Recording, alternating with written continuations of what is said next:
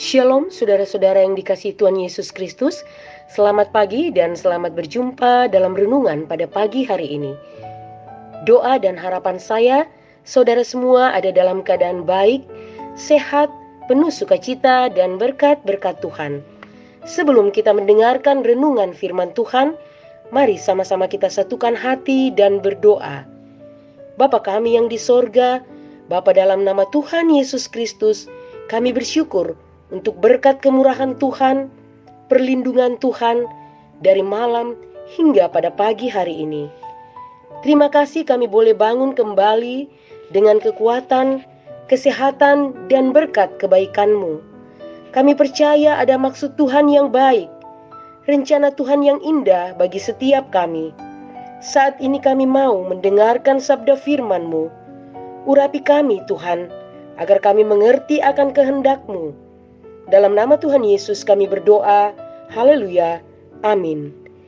Saudara-saudara yang dikasihi Tuhan, pembacaan Alkitab kita pada saat ini terdapat dalam Yehezkiel pasal 11 ayat 14 sampai dengan 25. Janji tentang pembaruan Israel. Kemudian datanglah firman Tuhan kepadaku, hai anak manusia, penduduk-penduduk Yerusalem berkata tentang saudara-saudaramu, tentang kaum kerabatmu dan segenap kaum Israel dalam keseluruhannya. Mereka telah jauh dari Tuhan, kepada kami tanah ini diberikan menjadi milik. Oleh sebab itu, katakanlah beginilah firman Tuhan Allah. Walaupun aku membawa mereka jauh-jauh di antara bangsa-bangsa dan menyerahkan mereka di negeri-negeri itu, dan aku akan menjadi tempat kudus yang sedikit artinya bagi mereka di negeri-negeri di mana mereka datang.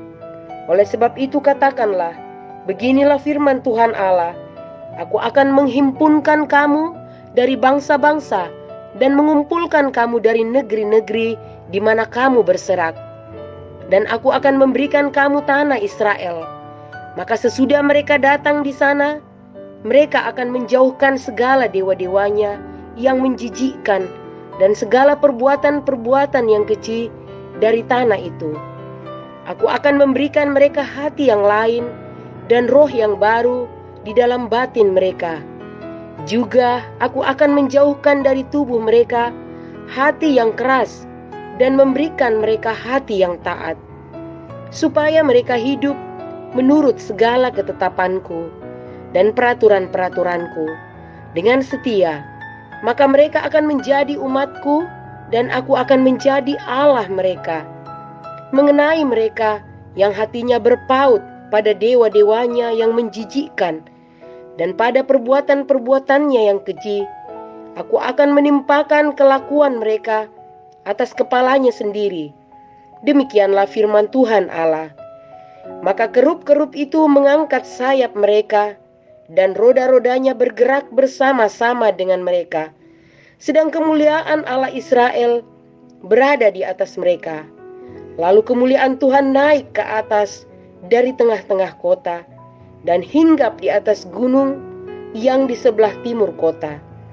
Dan roh itu mengangkat aku dan membawa aku kembali di dalam penglihatan yang dari roh Allah ke negeri Kasdim, kepada para buangan.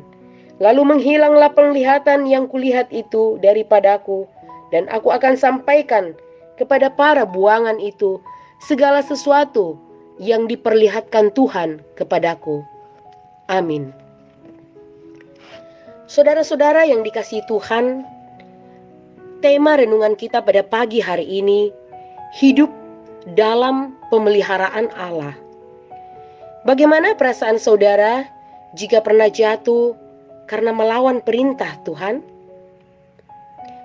Adakah saudara mengatakan, mungkin ada rencana Tuhan yang berproses dalam hidupku? Ataukah kita menghakimi orang lain sebagai penyebab pergumulan itu terjadi?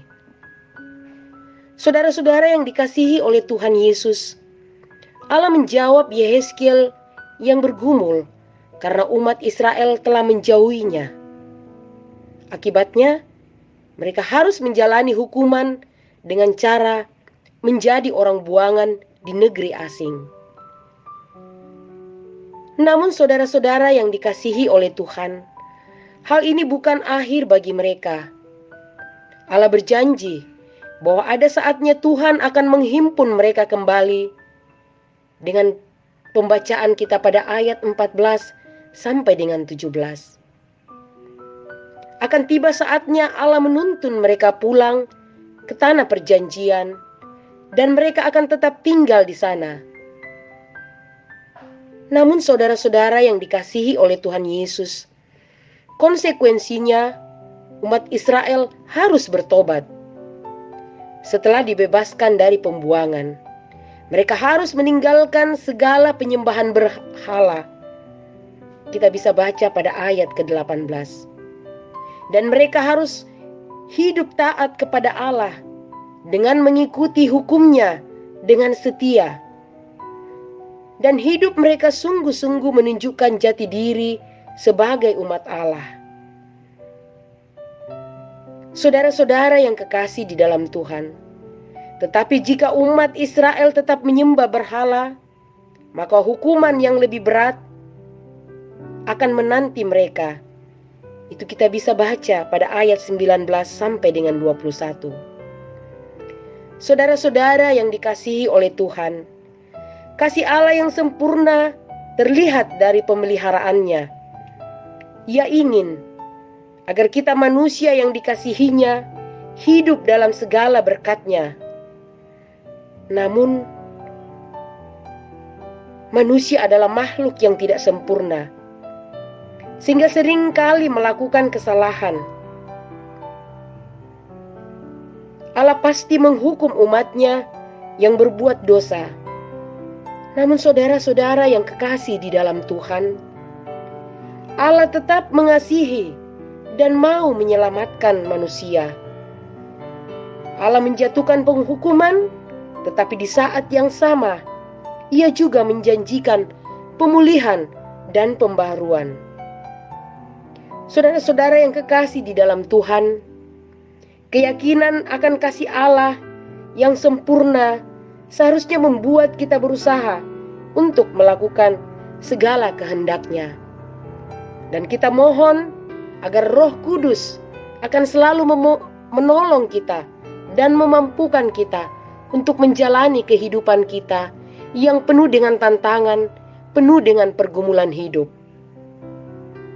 Saudara-saudara yang dikasihi Tuhan, marilah dalam kehidupan kita setiap hari, kita hidup dan menghidupi firman itu, agar kita tetap hidup dalam pemeliharaan Allah. Amin. Saudara-saudara yang kekasih di dalam Tuhan, selamat beraktivitas. Tuhan Yesus memberkati kita semua.